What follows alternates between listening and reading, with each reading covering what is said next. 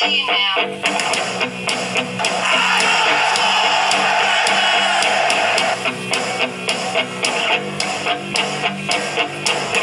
What is up, guys? Welcome back to Wrestling Crossroads. As always, I am one half your dynamic duo Twisted alongside Brother Pyro. What's up, guys? And we are recapping AEW Revolution. What did you think of it overall? Overall, it was a pretty solid show. I do agree. It was pretty decent and gave more or less what we were expecting of it. Mm-hmm. So jumping right into here, I want to point out I did not call this match card at all. Which is... yeah? I actually put thought into the way that I put the match card up and in the pre-show, and it said, no. Yeah, everything that you thought is it. No. It said, haha, just kidding. Yeah, literally. So starting us off, we have the TNT Championship. Christian Cage defended against Daniel Garcia. This match was very slow. Oh, yeah. It didn't take until after halftime to really get into. Yeah, no, this match's pacing was not great. I love both of these men separately. And the predictability didn't make it good either. No, the predictability did not. Obviously, we had the people on the side for Christian coming out with him, but nobody seemed to come out with Daniel Garcia, which was pretty shocking to me that he didn't come out with Daddy Magic. I mean, I told you he wasn't going to. But we also knew that somebody was going to get involved, and Daddy Magic didn't end up getting involved.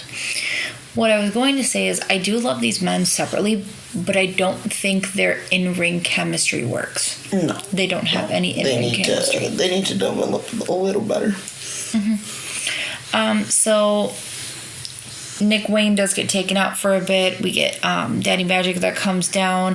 Kind of has a little bit of an issue when it comes with Mama Wayne. And then gets taken out ultimately with Kill Switch. I mean, but have you seen Mama Wayne?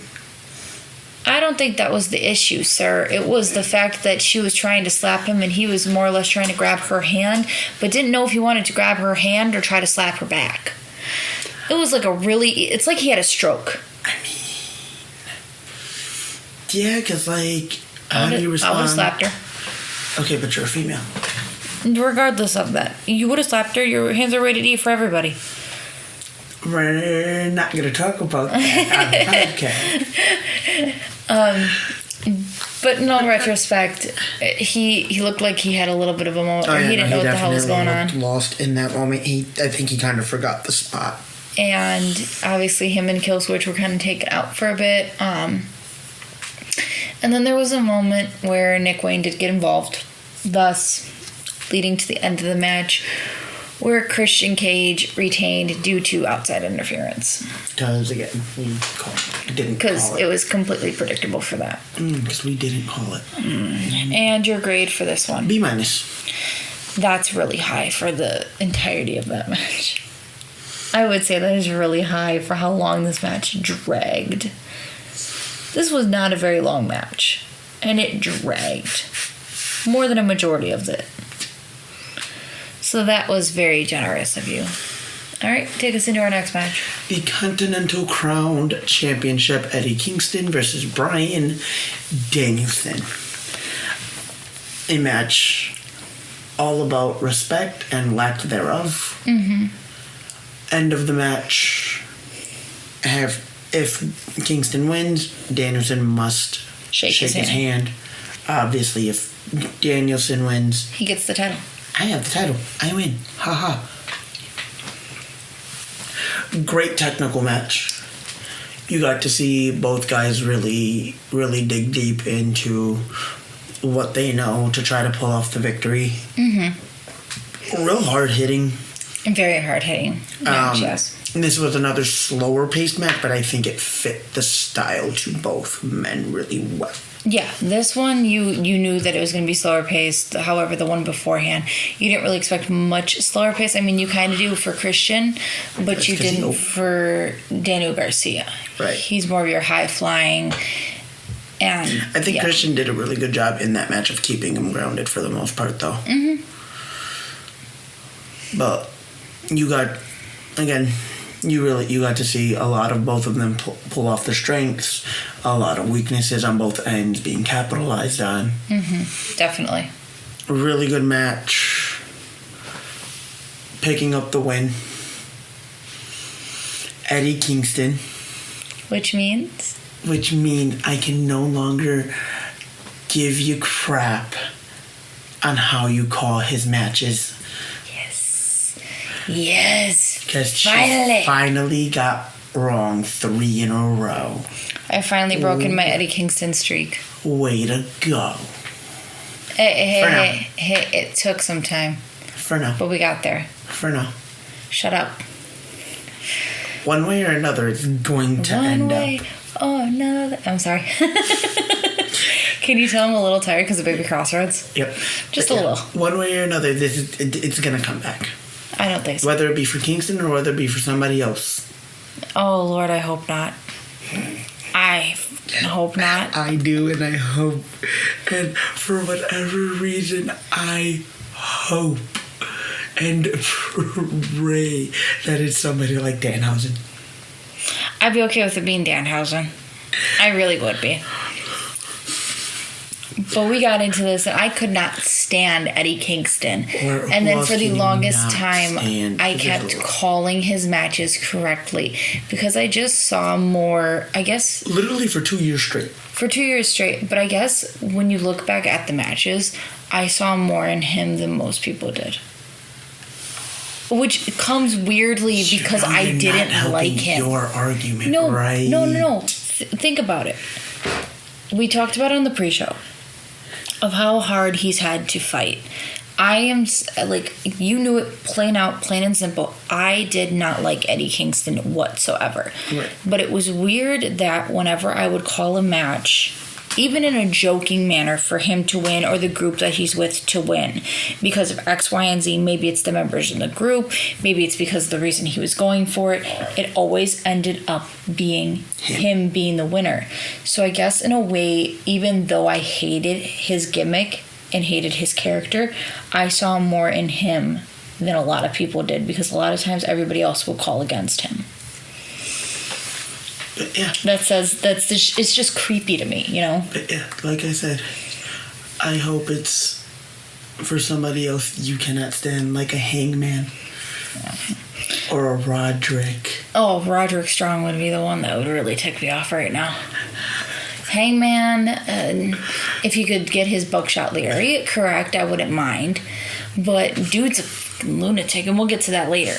Anyways, can I get your grading for this match? This was an A match. A? Okay. It's an A match. All right. Going into our next match, because we have a lot to cover.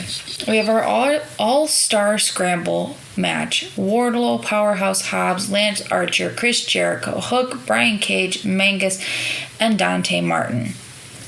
This match ended up... Mangus, it's Magnus. Magnus? It was the way I was reading it.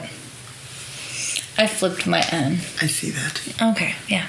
You could tell. Baby Crossroads did a number on me today. Whew.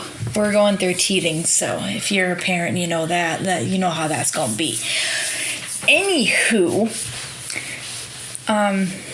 this match we were informed of after our pre-show that it was for a number one contendership to the World Championship. There was a point in this match where we had all four big guys, so Wardlow, Powerhouse Hobbs, Lance Archer, and Brian Cage all in the ring,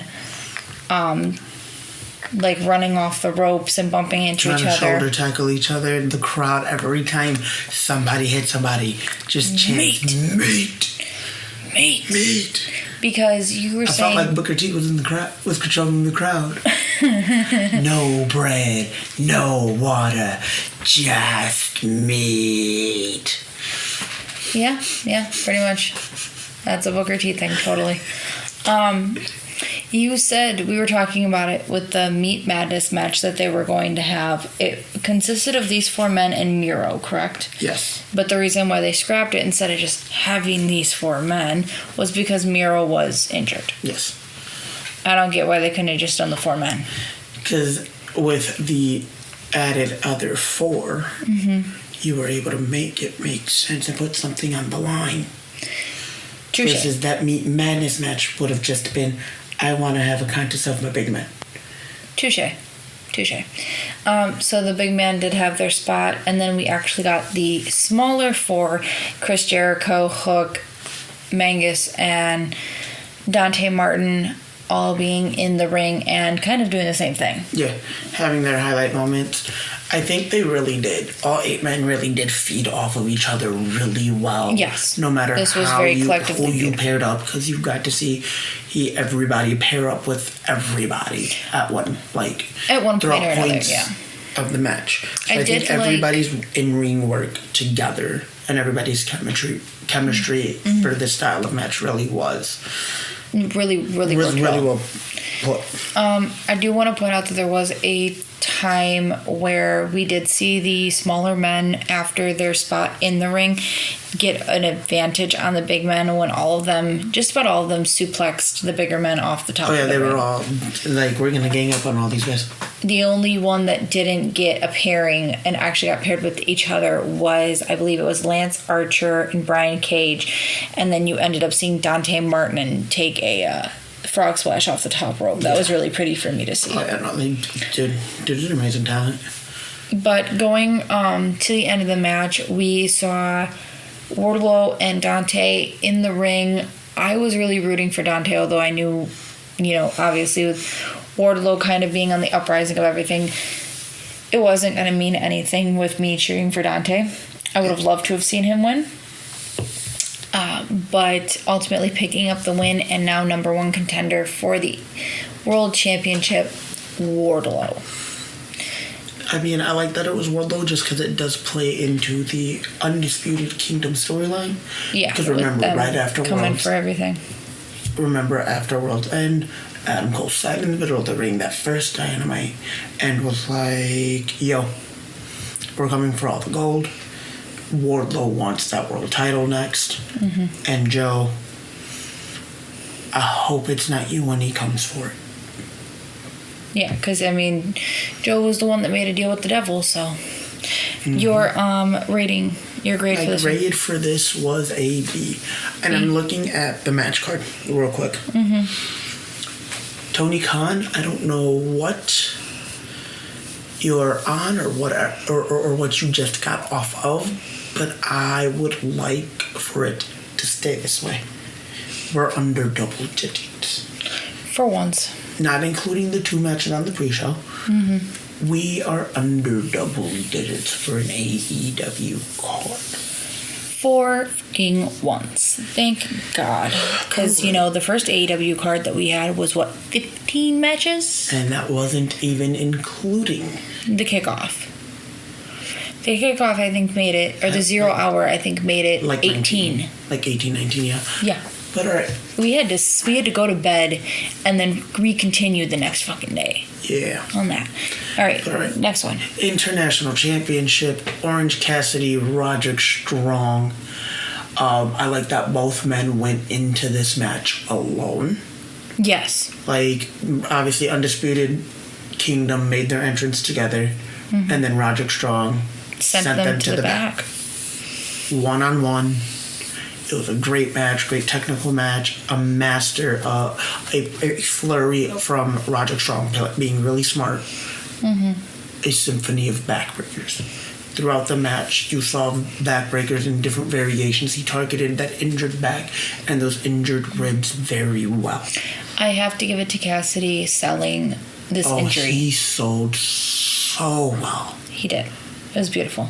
He dug deep. He gave everything he got. Mm-hmm. But ultimately, he failed to walk out of Greensboro still champion. Again, it was a great match, but when you're not at 100%, especially that far under 100%, it's bound to happen. Especially when you know you're the type of guy to not back down from a fight, even though you know it's against your best interest. When doctors are telling you either you take the medical tape or I'm not clearing you, I really don't think even with the medical tape you should be going out there. I understand it. I love seeing Orange Cassidy as champion. He has elevated this title to different and new heights with both of his reigns. I know you say it's a cursed title, but when you look at it, everybody that has held the title has ended up injured yes. whilst holding the title. Yes, but if you look at Orange Cassidy's first reign, he helped elevate it. I'm not even looking at the curse of it. He helped elevate it. Him and Pac were probably our best two champions. Our inaugural champion, Pac, who went out with an injury whilst holding the title. I'm not even caring about the you curse. Don't, but I kind of do. You do, but you also make the same call for the women's tag titles for WWE. Not necessarily, because even then, they're not as bad. It's not as bad. Think about it. For whatever reason, whatever power in the universe, I think this is Tony Khan's sign to just get rid of it altogether and maybe drop down a couple other titles. Just saying. My thing is this. We want to see all of these guys that have held this title move on to bigger and better things. Yeah. We want to see all of these guys that have held these titles, thrive in their career, have long careers, successful careers. If you're constantly injured, you're jeopardizing all of that. I mean, I do Pac get it. Injured. Moxley concussed. Ray Phoenix is still out on an injury. Cassidy, first it was his wrist, now it's his back and ribs. Are we not seeing a pattern here? You know what? I just hope for Rodrick Strong that it comes quick. That his injury comes quick. He's not holding on to it very long. Dude's already injury prone as is. Exactly. I pointed it out before we even got into this. He's already injury prone as is. This title doesn't make it better. Doesn't make it better, which is why I don't think he should have been the one to win it. I think something should have happened where it came in a no disqualification, something in the middle, but it is what it is. Let's talk about what happened post-match. We got the return of Kyle O'Reilly. Now, that man's been away on injury and medical leave essentially for the last, 2 years? Essentially. I'm really happy to see him back.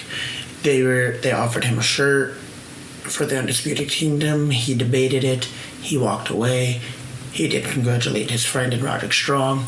I'm excited to see what they do with him now, especially after 2 years. For a while, I'm not gonna lie, I forgot he was on the roster.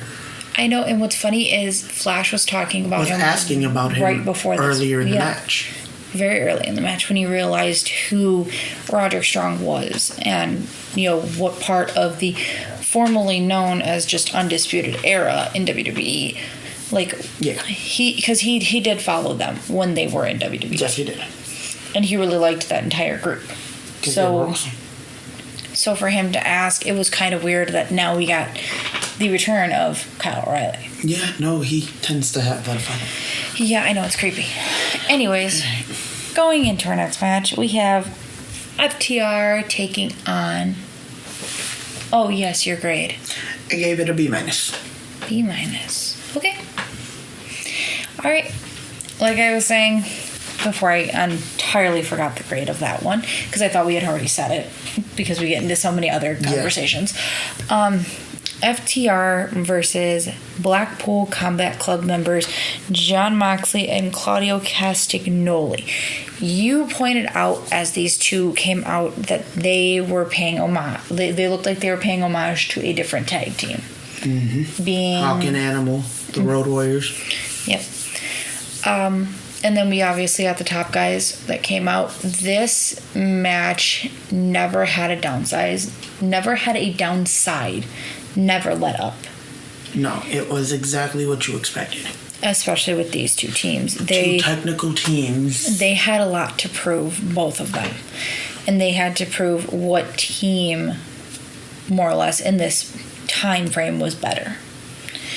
And I think they did a really good job. I know we only got one member busted open, which was Dax, and I'm surprised it wasn't Jon Moxley.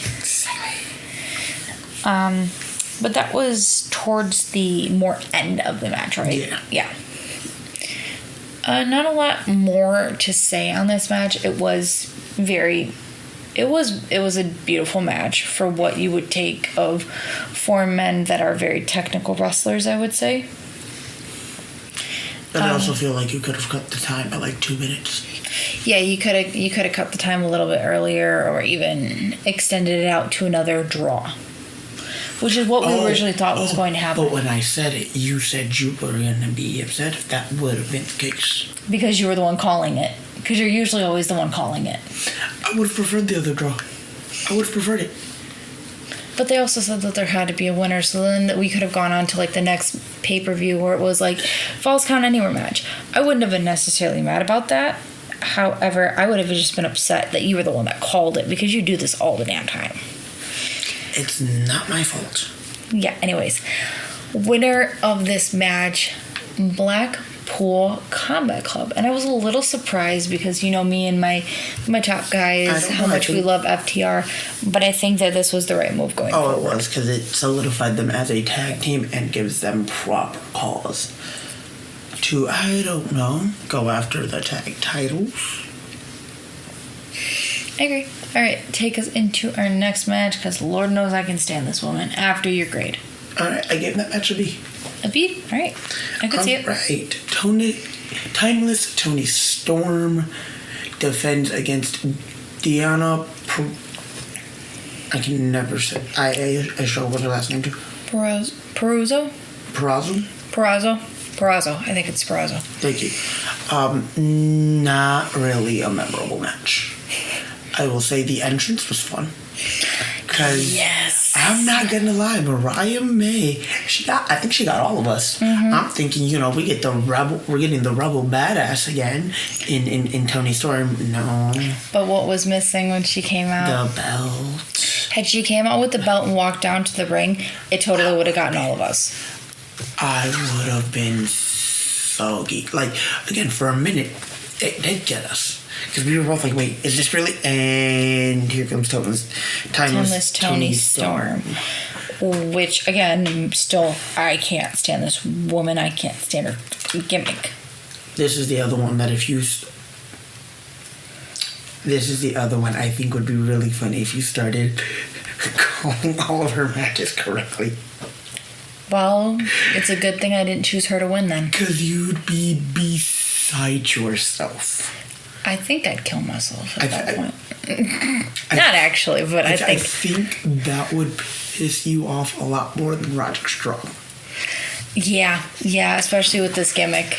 Anyway, again, not really memorable. You had maybe a couple spots where you got to see, you know. This match started and ended too quickly. There was too much of a downslope, and there was just nothing about this match except for like traction. The last 30 seconds.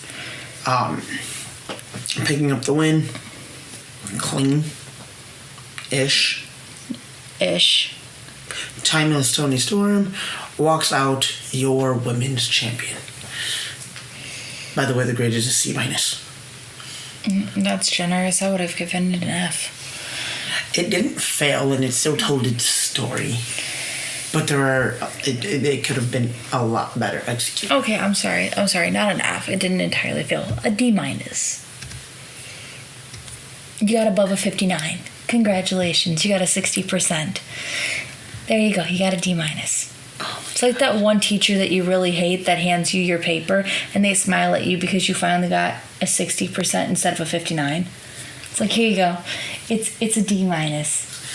I hope you have fun with that. Anyway. Mom and Dad are going to be so proud. Anyway. I told you, I hate this gimmick. Can we get going? Please. Next match on the card, Will Osprey takes on... Help me with the name. Konosuke Takeshita? Takeshita. I will mess up his name Every 1,000,001 times. It'll be that 1,000,002nd time. Oh my lord. That you get it. I was pronouncing it correctly in the beginning when they first introduced him. However, you've been back and forth. You've never known how to properly pronounce his name. No, I did.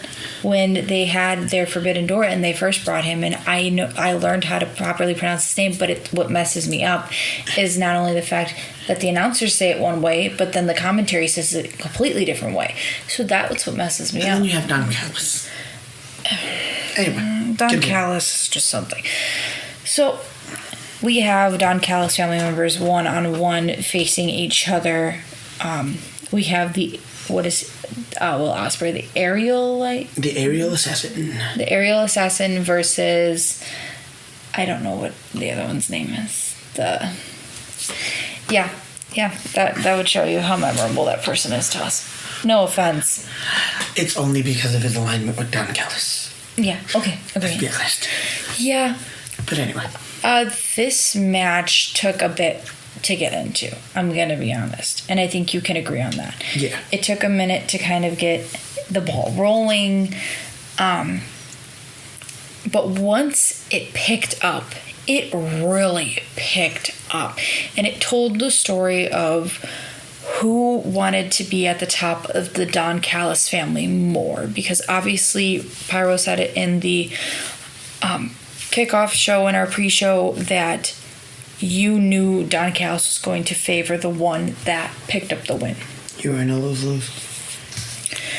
But, these men really fought hard to say, I'm here. I deserve to be acknowledged in this family. I deserve to be the next one that Don Callis is going to push for a world championship. Because that's what he wants for all of his men, right? Right. Very great back and forth once it started getting picked up. There was a lot of close calls in this match. These men really dug deep into not only their arsenals, but into arsenals of others around them. Ultimately picking up the win in a beautiful ending. Will Osprey clean win? Oh, it was, like I said, it was a great match. Both men really did leave it out there, their sign of respect after. Apparently, this was also for a shot at the ROH TV title.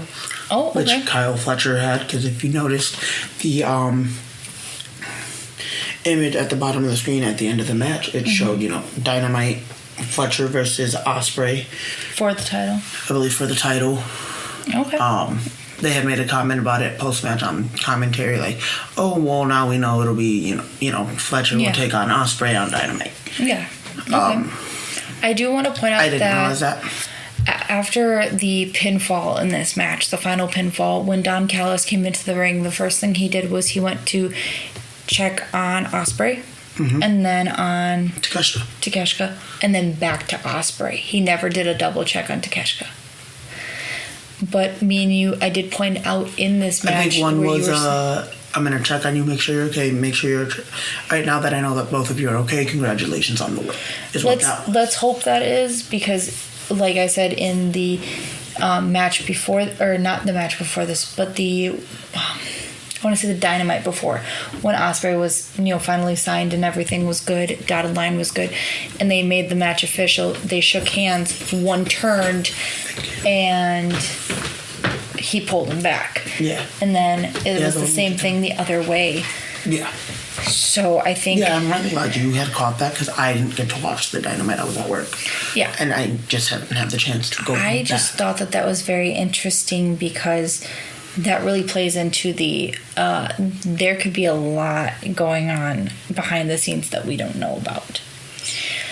So I'm very excited to know what happens next. I know then we had seen Kyle Fletcher come out and a sign of respect to Will Osprey on him winning his first match. In an AEW ring, officially part of the AEW brand. Yes, I was getting that. Specifically.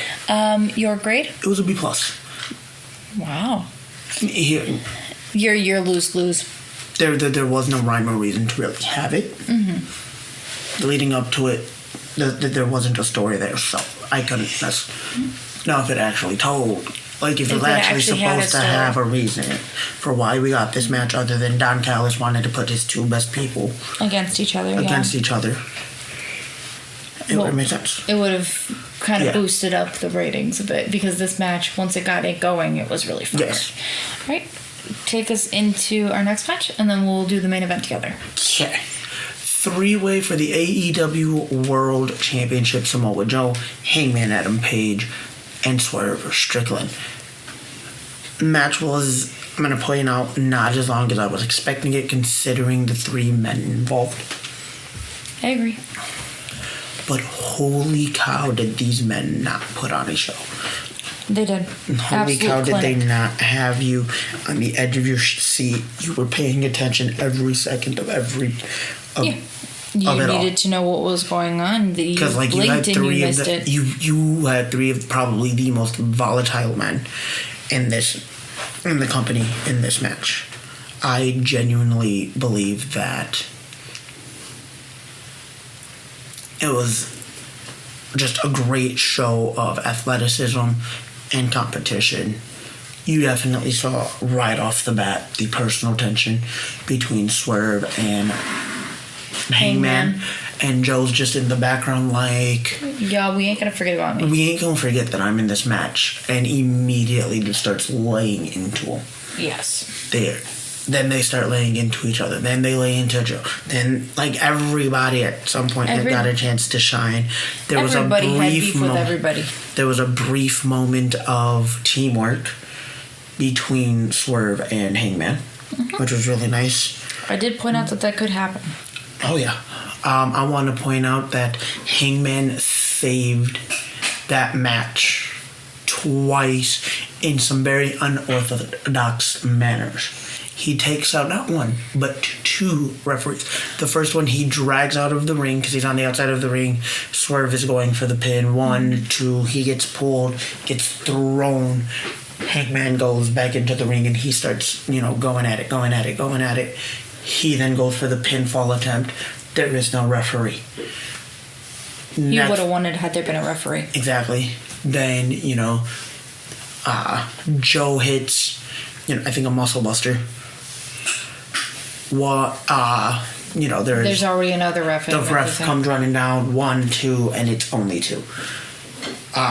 They go at it again. Swerve with another attempt to pin Joe. Hangman's kind of on the apron.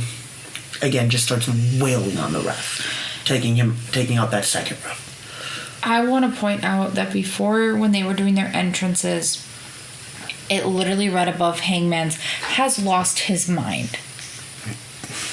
We saw the remnants of that in this match. Yeah, entirely. Great match.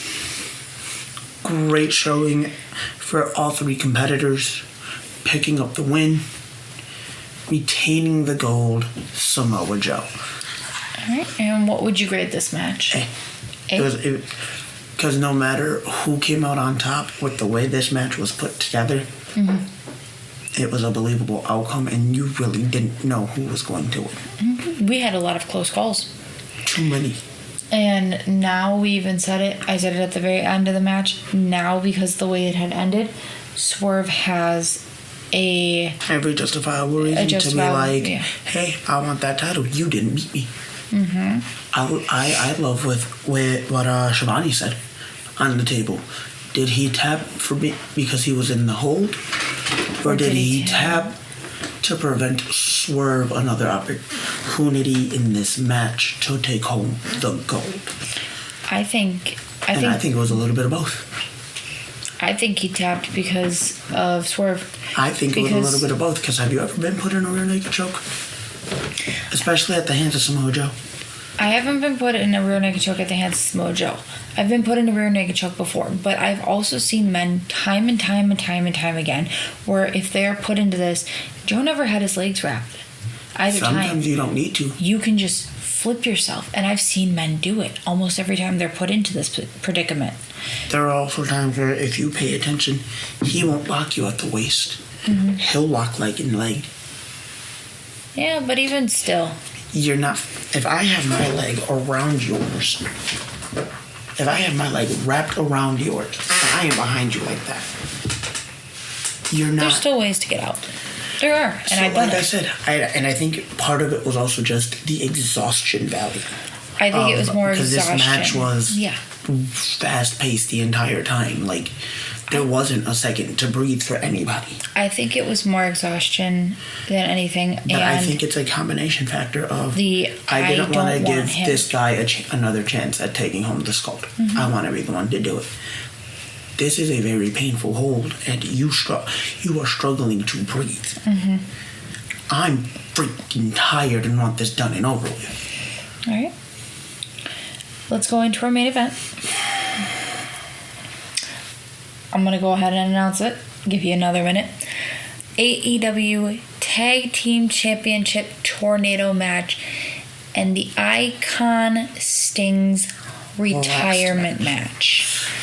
He teamed with Darby Allin to take on Matthew and Nicholas Jackson, the Young Bucks. The love that Greensboro showed to Sting is absolutely unmatched. I loved every second of it. From the little video package at the beginning where he's watching highlights of his career to him making probably one of the best entrances I have ever seen him do in coming out with his sons. Yes. Paying homage to Beach Boy Sting and Wolfpack Sting. Mm-hmm. I would have loved one more Rafters. Yes, I know. But I'm kind of okay that we didn't get it. We also saw the Nature Boy come out and you got to see the special timekeeper. In Ricky the Dragon Steamboat. Nicola, what the hell is... I don't know who it is. Give me a second, because, I know who it is. I really do. I know you're looking up... Nikita Koloff and Magnum TA were all at ringside to see Sting. Mm-hmm. They've all had their time together in the ring. So just them getting acknowledged. Yes, them getting acknowledged was absolutely beautiful. This match, after Sting entered the ring and was kind of presenting his title to the ref, started immediately with Darby jumping through the ropes and taking out Matt Nicholas. You saw tables, you saw chairs, you saw ladders, you saw glass, and it was beautiful. You saw everything but the kitchen sink. It was beautiful that in a moment in this match, Sting got to share the ring, and I want to say it specially, so I'm going to point to you, don't cut me off.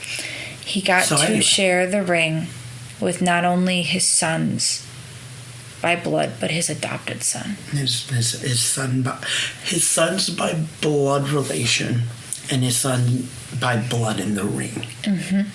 He got to share it with his sons, everybody doing stinger splashes to either of the Young Bucks in the corners of the ring. That was beautiful. It was a nice moment. Getting to see him go from getting the moment with his kids and with his protege. Mm-hmm. You can tell what this meant for everybody involved. Mm-hmm. How big a deal this really was. And then we had the Sting's sons set up chairs, tables on the outside of the ring, and then kind of go off on their own way. And kind of were just like, all right, we'll see it after, Dad. What we need to do is done. Let's get up out of here. Let's go. I wonder if they went to the back or just randomly sat somewhere in the crowd. They probably sat somewhere in the crowd, honestly. This match was, if you watch it back, it doesn't feel as long as it actually was. It was very quick paced. There were a lot of high spots. Of moments. They really let Sting go out with a bang. They did. There was a lot of moments that he did no sell. The man is 63 taking bumps that he used to when he was in his 20s. Yeah. It was beautiful that, there were times where he'd get double super kicked and never go down. He had 3 EVP triggers, as they're calling it now, right? Yep. And never took the pinfall. Kick out at 2. Kick out at 2. Kick out at 1. Super kick. The quick sell through the table and pop up. Yeah. The super kick that just... No. That just had him matrix for a minute and come back.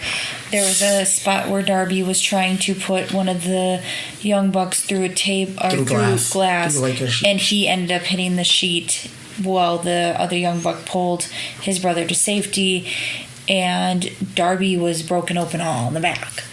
Oh, yeah. No, I find it absolutely hilarious. But picking up the win, going out with the biggest bang they could, and retaining their championships, Darby Allin and Sting. Great moment. You got to see him, you got to see Darby give him his flowers. There's 3 minutes left in this. Let's hear it for Sting. Let's hear it for him. Sting starts giving a speech. The feed cuts. I do love that he made the joke of. So how many stitches do you think you're gonna need? And Because he's like acknowledging all of the glass that went through Darby's back. and I love that Darby said, "I told you I would die for you in your last I mean, match." clearly I'm still breathing. Clearly I'm still but- breathing, but here we are. Right. I am still very upset that he didn't get to make his full speech. I know you were very upset about that. I'm impatiently waiting to see if I can find it on YouTube at some point. I'm hoping that he just kind of says, "Hey, yo, I'll remake my speech come Yeah. Dynamite," because as told on the press conference, Well, they will now relinquish The on titles Dynamite, and then have there will be officially, a tournament. as of the press conference, because I got the Yeah. they have already been vacated. Okay. The tournament starts on Dynamite. All right, and that will be something we'll be looking forward to see who kind of goes for it. Yeah, I'm kidding. That has been the recap, For our Revolution. post show for Revolution. We come back to you next Mania weekend. for Mania Weekend as we not only hit season 3. 3, but we celebrate the biggest wrestling event of the year. Right. So we will see you guys then. We love you. Thank you again for all the support and love that you give to us when we do this. And we will see you another time. Laters.